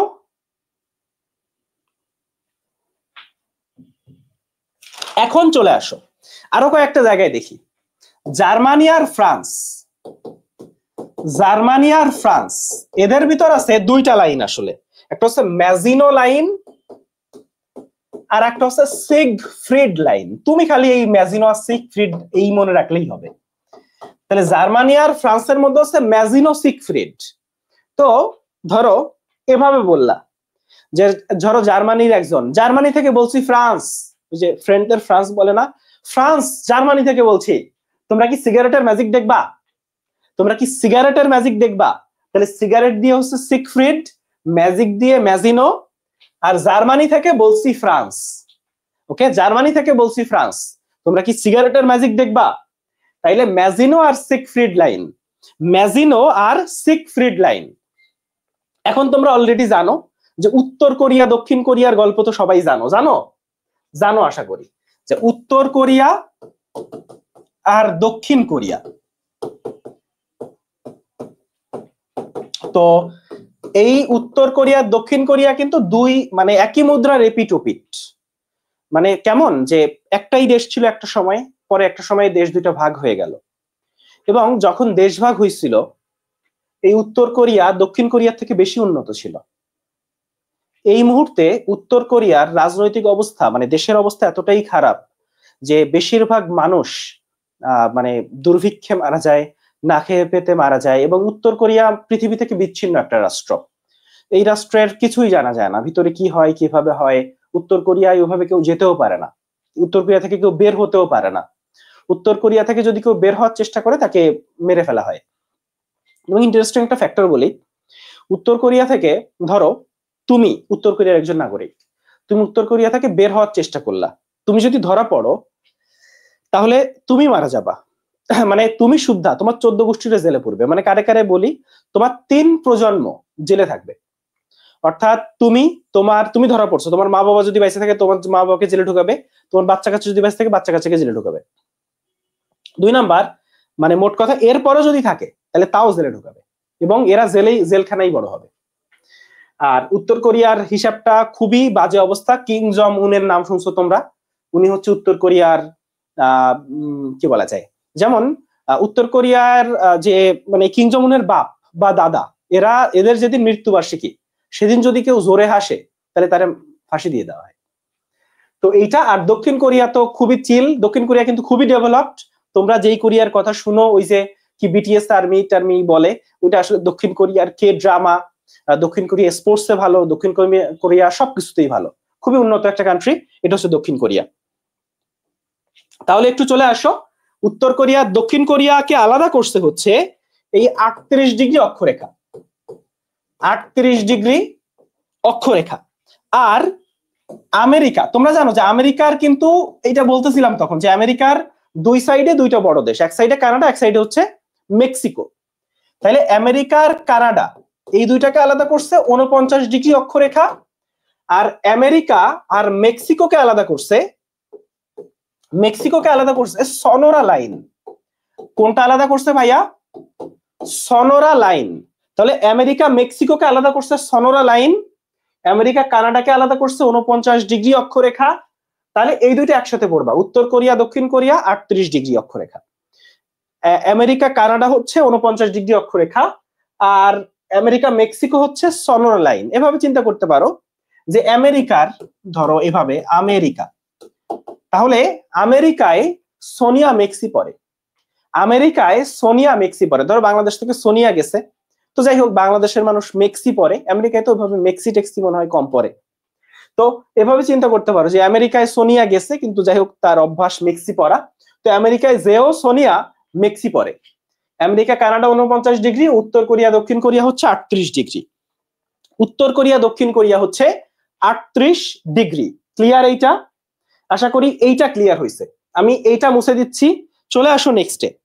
আমরা একটু ইসরায়েল নিয়ে পড়াশোনা করতে চাই, একটু পড়াশোনা করতে হবে, কিছু করার নাই। ইসরায়েল, তো ইসরায়েল নিয়ে যখন পড়াশোনা করবা মনে রাখবা ইসরায়েলের সাথে অনেকগুলা দেশের কানেকশন আছে।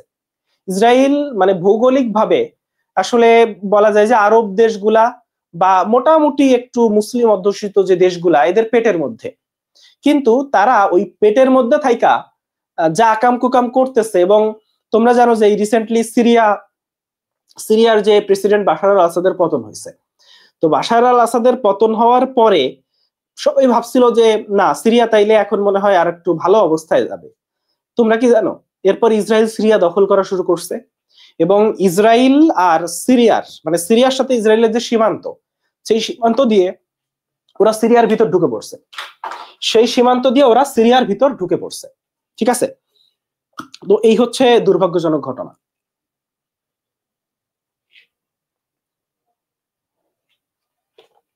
তো ইসরায়েলের সাথে মোটা দাগে তিনটা দেশের সংযুক্তি আছে। একটা হচ্ছে লেবাননের সাথে ইসরায়েলের সীমান্ত আছে, ইসরায়েলের সাথে হচ্ছে জর্ডানের সীমান্ত আছে, ইসরায়েলের সাথে এগুলো কিন্তু মুসলিম দেশ, ইসরায়েলের সাথে সিরিয়ার সীমান্ত আছে। ঠিক আছে, যেমন এই যে জর্ডানের কথা জানো, এই জর্ডানের ওই পাশে হচ্ছে সৌদি আরব, পাশেই সৌদি আরব। তো ইসরায়েলের সাথে লেবানন, জর্ডান আর সিরিয়ার মোট বড় সীমান্ত আছে। তো এখানে লিখো বিজিপি, বিজিপি, বিতে হচ্ছে ব্লু লাইন, জিতে হচ্ছে গ্রিন লাইন, আর পিতে হচ্ছে ভাইয়া পার্পল লাইন। তাহলে ইসরায়েলের সাথে লেবাননের আছে ব্লু লাইন, জর্ডানের আছে গ্রিন লাইন, আর সিরিয়ার আছে হচ্ছে পার্পল লাইন, আর সিরিয়ার আছে ভাইয়া পার্পল লাইন।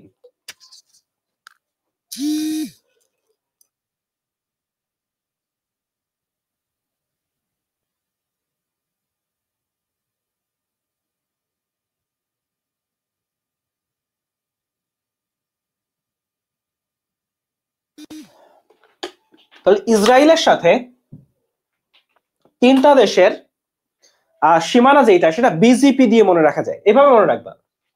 ইসরায়েলের সাথে Lebanon, Jordan, Syria, Lebanon, Jordan, Syria, BJP, Lebanon, Jordan, Syria, BJP. আবারও বলি, Lebanon, Jordan, Syria, BJP, Lebanon, Jordan, Syria, BJP. এখন আসো জার্মানি আর পোল্যান্ড, জার্মানি আর হচ্ছে পোল্যান্ড, এদের মধ্যে আছে ওডারনিস লাইন, ওডারনিস লাইন। তো এভাবে মনে রাখতে পারো জামির পোলা ওইডা, জামির পোলা ওইডা।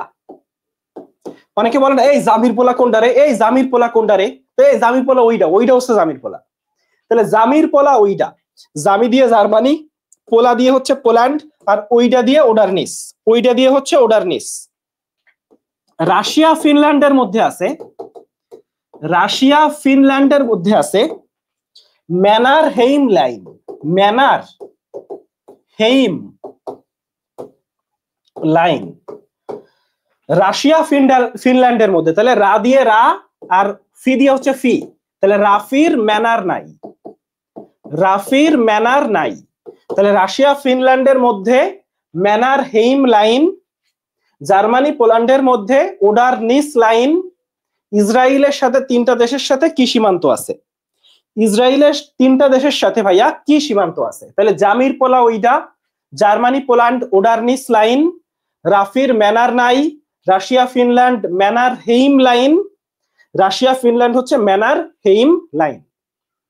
তাহলে মোটামুটি আমরা কিন্তু লাইন গুলাও পড়ে ফেলছি। আমরা আজকে আসলে 4টা টপিক পড়বো, 3টা টপিক পড়া শেষ। আমাদের আসলে আর একটা লাইন আছে, মানে আর একটা জিনিস আমরা পড়বো, সেই জিনিসটা পড়লে আজকের ক্লাস সুন্দরভাবে আমরা শেষ করে ফেলতে পারবো। ঠিক আছে, চলো আমরা লাস্ট টপিকটা শেষ করে ফেলি।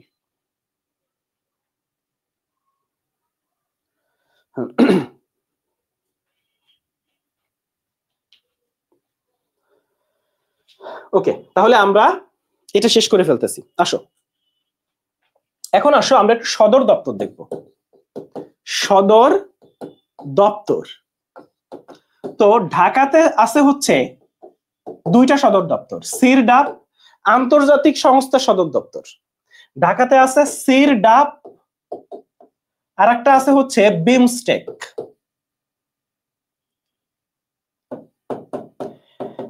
এই সিরডাপের আরডি দিয়ে হচ্ছে রুরাল ডেভেলপমেন্ট, আর এই এপি হচ্ছে আসিয়ান প্যাসিফিক অঞ্চল, যেটা মানে এশিয়া প্যাসিফিক অঞ্চলের যে রিজিয়নটা, এই রিজিয়নের রুরাল ডেভেলপমেন্ট নিয়ে কাজ করে হচ্ছে এই সিরডাপ। এই সিরডাপের যে সদর দপ্তর, আন্তর্জাতিক একটা সংস্থা, তার সদর দপ্তর ঢাকায়। আর বিমস্টেক, বিমস্টেক হচ্ছে এই যে বে অফ বেঙ্গল, মানে মোটামুটি দক্ষিণ এশিয়া দক্ষিণ পূর্ব এশিয়ার যারা, তাদের একটা আঞ্চলিক জোট। কি বললাম? দক্ষিণ এশিয়া দক্ষিণ পূর্ব এশিয়া যারা, তাদের একটা আঞ্চলিক যে জোট, সেই জোটটার নাম হচ্ছে বিমস্টেক। সেই জোটটার নাম কি বলছি ভাইয়া? বিমস্টেক। এই সিরডাপ কিন্তু ম্যাটে আসা প্রশ্ন। সিরডাপের সদর দপ্তর কোথায়? ঢাকায়। ম্যাটে আসা প্রশ্ন, এবং বেশিরভাগ দাগাই ছিল মানে অন্যান্য দেশ, ঢাকা কেউ দাগায় নেই। খুবই মজার জিনিস। এখন আসো কাঠমান্ডু, এইটা কিন্তু এখন খুব ইম্পর্টেন্ট। কেন জানো? কাঠমান্ডুতে আসলে সার্কের সদর দপ্তর। সার্ক কারা? সাউথ এশিয়ান যে কান্ট্রি গুলো আছে, south Asian country, Bharat Bangladesh Pakistan Nepal Bhutan মালদ্বীপ শ্রীলঙ্কা, এইগুলো হচ্ছে সার্কের আন্ডারে। এই সার্ক প্রতিষ্ঠিত হয় 1985 সালে। সার্ক প্রতিষ্ঠা করেন জিয়াউর রহমান, মেজর জেনারেল জিয়াউর রহমান, বিএনপির প্রতিষ্ঠাতা যিনি, উনি সার্ক প্রতিষ্ঠা করেন, বা সার্কের মানে মেইন উদ্যোক্তা আসলে 1985 সালে হয়। এই সার্কের সদর দপ্তর হচ্ছে এই যে এস এ মানে সাউথ এশিয়ান। তাহলে এইটার সদর দপ্তর হচ্ছে কাঠমান্ডুতে। এটা সদর দপ্তর কোথায়? কাঠমান্ডুতে। তো যাই হোক, এখানে একটু বলি যে ন্যাম নামে একটা সংগঠন আছে, ন্যাম। তো ওরা আসলে জোট নিরপেক্ষ আন্দোলন নিয়ে কাজ করে। তাইলে ন্যাম কি কাজ নিয়ে কাজ করে? জোট নিরপেক্ষ, মানে ওরা চায় যে সবাই জোট জোট বানাই ফেলতেছে, তো ওরা চায় যে কোথাও যেন জোট টোট না হয়। এর এত সংগঠন দিয়ে কি হবে, তাই না? তাহলে ন্যাম হচ্ছে জোট নিরপেক্ষ আন্দোলন। তো এদের কোনো সদর দপ্তর নাই, তাহলে ন্যামের কোনো সদর দপ্তর নাই। আর জি দিয়ে যারা, তাদের কোনো সদর দপ্তর নাই। জি দিয়ে যারা, তাদেরও কোনো সদর দপ্তর নাই। যেমন G8, G20, G77, এই জি দিয়ে যারা, এদেরও কোনো সদর দপ্তর নাই। আর ন্যাম যে, এদের কোনো সদর দপ্তর নাই। আর ঢাকা সিরডাপার বিমস্টেক আছে, আর কাঠমান্ডুতে আছে হচ্ছে সার্ক। কাঠমান্ডুতে আছে কোনটা ভাইয়া? কাঠমান্ডুতে আছে হচ্ছে সার্ক, সার্ক, সার্ক। তাহলে আশা করি এই জায়গাটা বুঝতে পারছি। এখন আসেন একটু আমেরিকার দিকে যাই। এটা মোটামুটি আমাদের এলাকা শেষ, এখন একটু আমেরিকায় যাব। এখন একটু আমরা আমেরিকাতে যাব। আচ্ছা, একটু তো তোমরা কি জানো আমেরিকার রাজধানী কোনটা? বলো, আমেরিকার রাজধানী কোনটা? নিউ ইয়র্ক নাকি ওয়াশিংটন? দেখি বলো তো, আমেরিকার রাজধানী কোনটা? নিউ ইয়র্ক নাকি ওয়াশিংটন? ওয়াশিংটন। আচ্ছা, এটাকে আসলে ওয়াশিংটন ডিসি বলে। Washington DC. এই ডিসি মানে হচ্ছে ডিস্ট্রিক্ট অফ কলম্বিয়া। কলম্বিয়ানের রাজ্য আছে, ওই রাজ্যে, ওই ডিস্ট্রিক্ট অফ কলম্বিয়া। এখন দেখো তাহলে নিউ ইয়র্ক আর ওয়াশিংটন, তাহলে এই ওয়াশিংটন ডিসি কিন্তু আমেরিকার রাজধানী, আমেরিকার রাজধানী কিন্তু এই ওয়াশিংটন ডিসি, এই নিউ ইয়র্ক কিন্তু আমেরিকার রাজধানী না। এখন এই ওয়াশিংটন যেহেতু আমেরিকার রাজধানী, এখানে যা আছে সব টাকা পয়সা সম্পর্কিত, সব টাকা পয়সার জিনিস। যেমন এই আইএমএফ, আইএমএফ মানে হচ্ছে এই মুদ্রা মনিটরি ফান্ড, যারা এই টাকা পয়সা নিয়ে কাজ করে। এরপর ওয়ার্ল্ড ব্যাংক, যারা এই সবাইকে টাকা পয়সা ধার দেয়, ওয়ার্ল্ড ব্যাংক। তাহলে এই ওয়ার্ল্ড ব্যাংক আর আইএমএফ এই দুইটাই কোথায়? ওয়াশিংটনে। টাকা পয়সা নিয়ে যারা সে যেগুলা, আর ইউএন দিয়ে যারা শুরু, নামের সাথে ইউএন দিয়ে শুরু, তারা সবাই নিউ ইয়র্কে। যেমন ধরো এই যে ইউএনও, ইউএনডিপি, ইউনিসেফ, ইউএন, এবার এই সাইডে লিখি ইউএন, এফপিএ, এরপর হচ্ছে তোমার আছে ইউনিফেম, ইউনিফেম, এরপর ইউএন ওমেন, উইমেন। তাহলে এখানে যারা, আবারও বলি, UNO, UNDP, UNICEF, UNFPA, UNIFEM, UN women, এই ইউএন দিয়ে যারা আছে, ইউএন দিয়ে যারা আছে তারা সবাই কোথার? নিউ ইয়র্কের। কিন্তু এখানে একটা ঝামেলা আছে, কিন্তু ইউএন দিয়ে আছে ইউনেস্কো, ইউএন দিয়ে কি আছে ভাইয়া? ইউনেস্কো। ইউনেস্কোর সদর দপ্তর কিন্তু নিউ ইয়র্কে না। তাহলে ইউনেস্কো সদর দপ্তর ভাইয়া কোথায়? এটা প্যারিসে, ফ্রান্সের প্যারিসে ইউনেস্কো সদর দপ্তর। এবং ইউনেস্কো কিন্তু খুব বিখ্যাত, কেন জানো? ইউনেস্কো সুন্দরবন নিয়ে, সুন্দরবনকে স্বীকৃতি দিছে, আর হচ্ছে 21শে ফেব্রুয়ারিকে আন্তর্জাতিক মাতৃভাষা দিবস বলছে। ইউনেস্কো সুন্দরবনকে বিশ্ব ঐতিহ্য বলছে 97 সালে, আর ইউনেস্কো আন্তর্জাতিক 21শে ফেব্রুয়ারিকে আন্তর্জাতিক মাতৃভাষা দিবস বলছে 99 সালে। তাহলে ইউনেস্কো এই জন্য আমাদের কাছে আলাদা একটা গুরুত্ব বহন করে। ইউনেস্কোর এটা ব্যতিক্রম, এটা ভাইয়া ব্যতিক্রম। ইউনেস্কোটা হচ্ছে ফ্রান্সের প্যারিসে। তবে ইউএন দিয়ে আবার আর একটা কাহিনী আছে, যদি দেখো, আচ্ছা এটাই আসতেছি, আপাতত মনে রাখো ইউএন দিয়ে সব নিউ ইয়র্কে, আর ওয়াশিংটন দিয়ে সব হচ্ছে টাকা পয়সার জিনিস। ওয়াশিংটন দিয়ে সব হচ্ছে ভাইয়া টাকা পয়সার জিনিস। এখন আসো, ইউনেস্কো হচ্ছে প্যারিস, ইউনেস্কো হচ্ছে প্যারিসে। ইউনেস্কো কি করছে? সুন্দরবনকে বিশ্ব ঐতিহ্য বলছে, 21শে ফেব্রুয়ারিকে আন্তর্জাতিক মাতৃভাষা দিবস বলছে। সুন্দরবনকে বিশ্ব ঐতিহ্য বলছে, 21শে ফেব্রুয়ারিকে আন্তর্জাতিক মাতৃভাষা দিবস বলছে। ক্লিয়ার? তাহলে ইউএন এর ব্যতিক্রম একটা পাইলাম, ইউনেস্কো আরো দুইটা ব্যতিক্রম আছে। একটা পাইলাম ইউনেস্কো, এটাই মুছে দিচ্ছি, এটাই মুছে দিচ্ছি। দেখো এরপরে যদি দেখো ইউএনএইচসিআর, ইউএনএইচসিআর, আর একটা আছে ইউএনএইচআরসি। অর্থাৎ যদি দেখো ইউএন দিয়ে শুরু আর আর অক্ষরটা আছে, অর্থাৎ শুরু হয়েছে ইউএন দিয়ে কিন্তু আর আছে, ইউএন দিয়ে শুরু হয়েছে আর আর আছে, আর আর দিয়ে আর একটা জিনিস মনে রাখবা, রেড। তাহলে রেড ক্রস, ঠিক আছে? তাহলে ইউএন দিয়ে শুরু হয়েছে আর অক্ষরটা আছে, আর রেড, এটা হইলো। আর হচ্ছে ডাব্লু বা আই দিয়ে শুরু, ডাব্লু বা আই দিয়ে শুরু হবে আর শেষ হবে ও দিয়ে। তাহলে ডাব্লু বা আই দিয়ে শুরু, ও দিয়ে শেষ। কোনগুলা ভাইয়া? সবার আগে হচ্ছে ডাব্লিউএইচও, সবার আগে ডাব্লিউএইচও, তারপর আছে ডাব্লিউএমও, তারপর আছে ডাব্লিউটিও, তারপর আছে ডাব্লিউআইপিও, তারপর আইএলও, আইএসও। তাহলে ডাব্লু বা আই দিয়ে শুরু, ও দিয়ে শেষ। এরা যারা, ইউএন এর পরে আর আছে, আর রেড ক্রস, এই সবগুলা হচ্ছে জেনেভাতে। জেনেভা হচ্ছে সুইজারল্যান্ডে। তাহলে এই সবগুলা হচ্ছে জেনেভা, সুইজারল্যান্ড, পৃথিবীর সবচেয়ে ব্যয়বহুল দেশগুলোর একটা, পৃথিবীর সবচেয়ে সুন্দর দেশগুলোর একটা, বা বলা যায় যে পৃথিবীর সবচেয়ে সুন্দর দেশ, কিন্তু পৃথিবীর সবচেয়ে ব্যয়বহুল দেশ। ফলে ঘুরতে যাওয়া আমাদের মতো গরিবদের জন্য খুবই কঠিন কাজ। ঠিক আছে?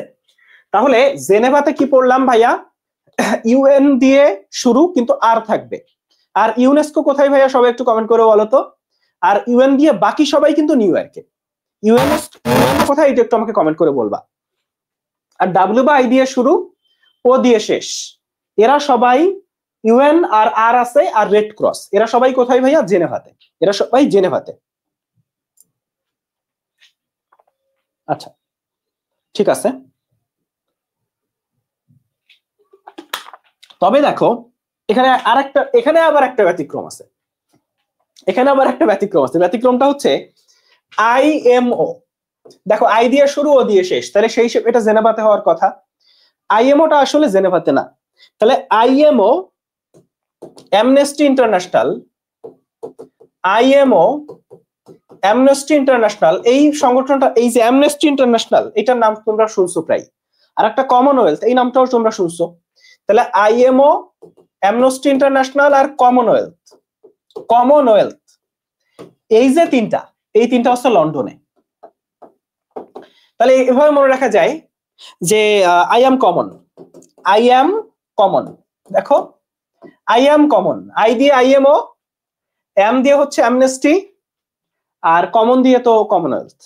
তাইলে লন্ডনে হচ্ছে আই অ্যাম কমন, আর জেনেভাতে ইউএনআর আর ডাব্লিউ বা আই দিয়ে শুরু ও দিয়ে শেষ, এরা। ব্যতিক্রম একমাত্র আইএমও। তাইলে আইএমও কোথায়? লন্ডনে। আইএমও কোথায় ভাইয়া? আইএমও হচ্ছে লন্ডনে। তাহলে এই পর্যন্ত সবার কাছে ক্লিয়ার? সবাই বলেন এই পর্যন্ত আমাদের কাছে ক্লিয়ার। তাহলে আমরা নেক্সট টপিকে যাব। নেক্সট টপিক মানে আমরা শেষের দিকে চলে আসছি, আমাদের আর 4-5 মিনিটে ক্লাস শেষ হয়ে যাবে। আমাদের আর 4 থেকে 5 মিনিটে ক্লাস শেষ। Okay good. ইউনেস্কো হচ্ছে ফ্রান্সের প্যারিসে। ইউনেস্কো হচ্ছে ভাইয়া ফ্রান্সের প্যারিসে। আরে সেরা, তো সবাই পারি, সবাই বস। এখন আসো আমরা একটু অস্ট্রিয়ার রাজধানী ভিয়েনাতে যাই। ভিয়েনা কার রাজধানী বলতো? অস্ট্রিয়া। অস্ট্রেলিয়া না কিন্তু, অস্ট্রিয়া। এই ভিয়েনা হচ্ছে অস্ট্রিয়ার রাজধানী। তাহলে এই অস্ট্রিয়ার রাজধানীর এখানে যেগুলো আছে এগুলা দেখবা যে মোটামুটি একটা আছে ওপেক, এই ওদি হচ্ছে অয়েল, তাহলে তেলের কোম্পানি। আর আইএইএ, ঠিক আছে। তাইলে এখানে মোটামুটি দেখবা যে তেলের নিয়ে কোনো সংগঠন থাকলে বা জ্বালানির কোনো সংগঠন থাকলে, হ্যাঁ, তাহলে তেল বা জ্বালানির সংগঠন থাকলে সেটা হচ্ছে ভিয়েনা। তাহলে একটা ওপেক আর একটা হচ্ছে আইএইএ, একটা ওপেক আর একটা হচ্ছে আইএইএ। তাহলে এইটা আমাদের হইছে। সর্বশেষ আমরা আসলে যেটা দেখতে চাই সেটা হচ্ছে ব্রাসেলস। সেটা হচ্ছে ভাইয়া ব্রাসেলস। ব্রাসেল কিন্তু ব্রাজিল না। অনেকে মনে করতে পারো ভাই ব্রাজিলের সাপোর্টাররা তো খুশি হয়ে গেছে মনে হয়। না, এত খুশি হওয়ার কিছু নাই। ব্রাসেলস হচ্ছে বেলজিয়ামে। তো এই ব্রাসেলসে আছে হচ্ছে ভাইয়া ন্যাটো আর ইইউ। তো ন্যাটো হচ্ছে একটা সামরিক জোট। কি জোট? সামরিক জোট। আর ইইউ মানে ইউরোপীয় ইউনিয়ন, মানে ইউরোপের অনেকগুলা দেশ মিলে বা বেশিরভাগ দেশ মিলে একটা ইউনিয়ন বানাইছে। তো তোমরা জানো কিনা যে তুমি যদি ইউরোপীয় ইউনিয়ন এর একটা দেশের নাগরিক হইতে পারো, তাহলে মোটামুটি তুমি আসলে সবগুলা দেশের নাগরিক কাইন্ড অফ। কারণ এখানে যাইতে কোনো ভিসা লাগে না, পাসপোর্ট লাগে না, এক দেশ থেকে আরেক দেশে হরদম ট্রেন যাচ্ছে, লোকজন যাচ্ছে, কেউ কিছু জিজ্ঞেস করে না। মানে আসলে তুমি কোন দেশ থেকে কোন দেশে আসো তোমার জানারও দরকার নেই, ঠিক আছে। তুমি খালি যাইতেই থাকবা। তুমি যদি তোমার কাছে যদি একটা মানে ধরো তুমি ঘুরতে যাচ্ছ, ইউর একটা পাসপোর্ট থাকে, তাহলে তুমি ইউরোপীয় ইউনিয়নভুক্ত সবগুলা দেশে মানে আরামসে ঘুরতে পারবা, তোমার কেউ কিছু জিজ্ঞেস করবে না। তাহলে এটা হচ্ছে ইউর পাসপোর্ট। মজা না জিনিসটা? তাহলে ইউরোপীয় ইউনিয়নের রাজধানী হচ্ছে এই ব্রাসেলস, আর ন্যাটোর রাজধানী। এই ন্যাটো নিয়ে তো বিশাল ক্যাওস লাগলো। এই যে রাশিয়া আর ইউক্রেন যুদ্ধটা শুরু হয়েছে, এটা কিন্তু ন্যাটো নিয়ে শুরু হয়েছে। কারণ এই ন্যাটো হচ্ছে একটা সামরিক জোট, মানে হচ্ছে এখানে বেশিরভাগ দেশ আসলে তোমার ইউরোপের দেশ। হ্যাঁ, তো এরা একটা সামরিক জোট বানাইছে। এই জোটের নিয়ম কি, যে আমাদের এই জোটে যারা আছে তাদের ভিতর কাউকে যদি, মানে আমরা জোট হচ্ছে আমরা সবাই মিলে এক, আমাদের কাউরে যদি বাইরের কেউ অ্যাটাক করে তাহলে আমরা সবাই মিলে তার উপর ঝাঁপাই পড়বো। আর এই ন্যাটোর লিডার হচ্ছে আমেরিকা, বুঝছো? এই ন্যাটোর লিডার হচ্ছে আমেরিকা। তো ন্যাটো হচ্ছে একটা সামরিক জোট, মানে এদের এই ন্যাটোর পুলিশ আছে, ন্যাটোর বাহিনী আছে। এদের কাজ হচ্ছে এই ন্যাটোভুক্ত দেশগুলাতে কাজকাম করা, এবং ওর বাইরের কেউ যেন এদের, মানে বাইরের কেউ এদের টাচ করার সাহসও পায় না। এখন এই রাশিয়ার পাশে হচ্ছে ইউক্রেন ন্যাটোর সদস্য না, কিন্তু ইউক্রেন ন্যাটোর সদস্য হইতে চাইছে। আর ন্যাটো বলছে যে আমি তোমার সদস্য বানাবো। এখন রাশিয়া দেখতেছে যে ইউক্রেন যদি ন্যাটোর সদস্য হয়ে যায়, তাইলে রাশিয়া এইটা ধরো রাশিয়া আর এটা হচ্ছে ইউক্রেন, তো তাইলে ইউক্রেনের ন্যাটোর সৈন্যরা চলে আসবে, মানে আমেরিকার সৈন্যরা ইউক্রেনে প্রবেশ করবে। এখন রাশিয়ার পাশেই আমেরিকা, মানে তখন দেখা যাবে যে রাশিয়ার উপরে আমেরিকা খবরদারি করা শুরু করবে। তাই রাশিয়া কইলো কি যে না, ইউক্রেন তুমি ন্যাটোতে ঢুকতে পারবা না, তুমি যদি ন্যাটোতে ঢুকতে চাও তাহলে আমি তোমার খবর করে দিব। এবং তাই করছে। ইউক্রেন যখন ন্যাটোতে ঢুকতে গেছে তখন রাশিয়া ইউক্রেনের উপরে অ্যাটাক করছে। ঘটনা বুঝছো? এবং এই এখনো যুদ্ধ চলতেছে, এইটা নিয়েই এখনো যুদ্ধ চলতেছে। তো এই হচ্ছে এই ন্যাটোর গল্প টল্প। তো ন্যাটো কিন্তু এই রাশিয়া ইউক্রেন যুদ্ধের কারণ কিন্তু এই ন্যাটো হচ্ছে একটা সামরিক জোট। আর ইউরোপীয় ইউনিয়ন তো বুঝতে পারছো, এই দুইটার রাজধানী হচ্ছে ব্রাসেলসে, মানে এই দুইটারই সদর দপ্তর হচ্ছে কোথায়? ব্রাসেলসে। এই দুইটারই সদর দপ্তর হচ্ছে ব্রাসেলসে। তাহলে মোটামুটি আমরা আইডিয়া পাইছি জিনিসটা, ন্যাটো আর হচ্ছে ইউর। এরপরে আসো মোটামুটি ইসলামিক যে সংস্থাগুলো আছে, এটা আমি মুছে দিচ্ছি। হ্যাঁ, ইসলামিক যে সংস্থাগুলো আছে, ইসলামী, ধরো ওআইসি আছে, এরপর হচ্ছে তোমার আইডিবি আছে, ইসলামিক ডেভেলপমেন্ট ব্যাংক, এটা কিন্তু ইসলামিক, আই দিয়ে ইসলামিক। তো এগুলা কোথায় হবে? সৌদি আরবের রাজধানী জেদ্দাতে হবে। সৌদি আরবের রাজধানী কিন্তু জেদ্দা। তাইলে এই সৌদি আরবের রাজধানী একটু লিখে নিতে পারো, তাহলে রাজধানীও শেখা হয়ে গেল। তাইলে এইটা হবে সৌদি আরবের রাজধানী জেদ্দাতে। এরপরে আসো ইন্টারপোলের নাম শুনছো? এই শেখ হাসিনা যখন ছিল প্রায় বলতো যে এই ইন্টারপোলরে বলছি তারেক জিয়ারে যেন আমার হাতে দিয়ে দেয়। ইন্টারপোল হচ্ছে মোটামুটি বিশ্বের ম্যাক্সিমাম দেশ ইন্টারপোলের সদস্য। তো ইন্টারপোল হচ্ছে এমন একটা জিনিস, মানে একটা চুক্তি, যে এই দেশে কোনো অপরাধী গেলে সেই অপরাধী ইন্টারপোলের সদস্য দেশভুক্ত। ধরো এক দেশের অপরাধী আর এক দেশে গেছে, তাহলে ইন্টারপোলের পুলিশ আছে, এই পুলিশদের কাজ হচ্ছে ওই দেশ থেকে অপরাধীকে ধরে এই দেশে পাঠিয়ে দেওয়া। তো এই ইন্টারপোল হচ্ছে মোটামুটি এমন একটা মানে পুলিশ, ধরো মানে সব দেশ মিলে একটা কমন পুলিশ, যাদের কাজ হচ্ছে মানে এই জন্য হচ্ছে এক দেশের অপরাধী আর এক দেশে যে মানে ঠিক মানে সুবিধা করতে পারে না। তো এই ইন্টারপোলের সদর দপ্তর হচ্ছে ভাইয়া এই লিওতে। লিও কিন্তু ফ্রান্সে, লিও মেসি না, ঠিক আছে? লিও মেসি না, কিন্তু লিও মেসি আগে খেলতো স্পেনে, বুঝছো? বার্সেলোনা স্পেনের একটা শহর, আর এই লিও হচ্ছে ফ্রান্সের একটা শহর। তো এখানে হচ্ছে ইন্টারপোলের সদর দপ্তর। এর বাইরে এডিবি কিন্তু খুব ইম্পর্টেন্ট, যেমন এডিবি, ওয়ার্ল্ড ব্যাংক, আইডিবি হচ্ছে ইসলামিক কান্ট্রিগুলার একটা ব্যাংক। আচ্ছা, গরিব দেশগুলোকে সাহায্য করে। এডিবি মানে এশিয়ান ডেভেলপমেন্ট ব্যাংক, এশিয়ার যে গরিব দেশগুলো সেগুলো সাহায্য পায় নরমালি। যেমন বাংলাদেশকে বেশিরভাগ ঋণ দেয় হচ্ছে ওয়ার্ল্ড ব্যাংক আর এডিবি। ওয়ার্ল্ড ব্যাংক আর এডিবি মোটামুটি ভালো একটা সম্পর্ক আছে, ওয়ার্ল্ড ব্যাংক দিলে এডিবিও দেয়। তো এই এডিবি এইটা সদর দপ্তর হচ্ছে ম্যানিলা, ফিলিপাইনে। এইটা সদর দপ্তর হচ্ছে ভাইয়া ম্যানিলা, ফিলিপাইনে। তাইলে এডিবি সদর দপ্তর ম্যানিলা, ফিলিপাইন, ইন্টারপোল হচ্ছে লিও, ফ্রান্স, ওআইসি আইডিবি হচ্ছে জেদ্দা, সৌদি আরব, আর টিআই মানে এই নাম তুমি শুনছো ভাইয়া, ট্রান্সপারেন্সি ইন্টারন্যাশনাল, নাম শুনছো না? Transparency international. তো এইটা হচ্ছে দুর্নীতি নিয়ে কাজ কাম করে, জার্মান ভিত্তিক একটা মোটামুটি সংগঠন। ট্রান্সপারেন্সি ইন্টারন্যাশনাল বাংলাদেশ নামে একটা ইয়ে আছে, টিআইবি বলে। টিআইবির সংবাদ সম্মেলন, দুর্নীতিতে এত ধাপ আগাইছে বাংলাদেশ, টিআইবি নিয়ে সার্চ দিলেই বুঝতে পারবা। তো এই টিআইবির একজন আছে ইফতেখারুজ্জামান নাকি যেন, প্রায় দেখি ওনারে, ভদ্রলোক রে, চশমা পরে। তো এই এই ট্রান্সপারেন্সি ইন্টারন্যাশনাল হচ্ছে বার্লিন, জার্মানিতে। বার্লিন, এই টিআই এর সদর দপ্তর কোথায় ভাইয়া? Berlin, Germany. এডিবির সদর দপ্তর ম্যানিলাতে, ইন্টারপোলের লিওতে, ওআইসি আইডিবি এই ইসলামিক সেগুলা হচ্ছে জেদ্দাতে। ইসলামিক সেগুলা কোথায় বলছি ভাইয়া? ইসলামিক গুলা হচ্ছে জেদ্দাতে, জেদ্দাতে। ক্লিয়ার? আচ্ছা, এই হচ্ছে মোটামুটি ঘটনা। আচ্ছা, তাহলে আমাদের ক্লাস কিন্তু শেষ হয়ে গেছে। এখন আমাকে বলো যে ক্লাস কি করছো সবাই? শোনো, এটার কোনো স্লাইড, মানে আমার স্লাইড সেভ করা যায় না, সো আমার পক্ষে আমি স্লাইড লিখি আর ডিলিট করি।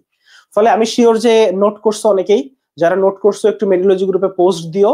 আর আরো একটা ব্যাপার, ক্লাস ভালো লাগলে প্লিজ একটু পোস্ট দিও, তাইলে আমার ভালো লাগবে। ঠিক আছে? আমি হচ্ছে কালকে সুন্দর করে আরো একটা সুন্দর লেকচার, এই লেকচারের থেকে সুন্দর একটা লেকচার নিয়ে চলে আসব। ঠিক আছে? তাহলে এই হচ্ছে মোটামুটি ঘটনা। আজকের ক্লাস শেষ। এভাবে আমার মনে হয় যে আর 2 দিন ক্লাস নিলে আমরা জিকে আন্তর্জাতিক শেষ করে ফেলতে পারবো। ওকে, তাহলে আজকে মোটামুটি সবাই থাকো, রাত 10টায় আবার লস প্রজেক্টের ক্লাস আছে। আজকে কিন্তু পাবলিক গ্রুপে, পেইড গ্রুপে ক্লাস, আসিফ ভাই ক্লাস নেবে, রিভিশন ক্লাস ফিজিক্সের। ফলে যারা আসলে লস প্রজেক্ট এখনো ভর্তি হওয়া নাই, ভর্তি হয়ে যাও। এই পর্যন্ত সবাই ভালো থাকো, আল্লাহ হাফেজ।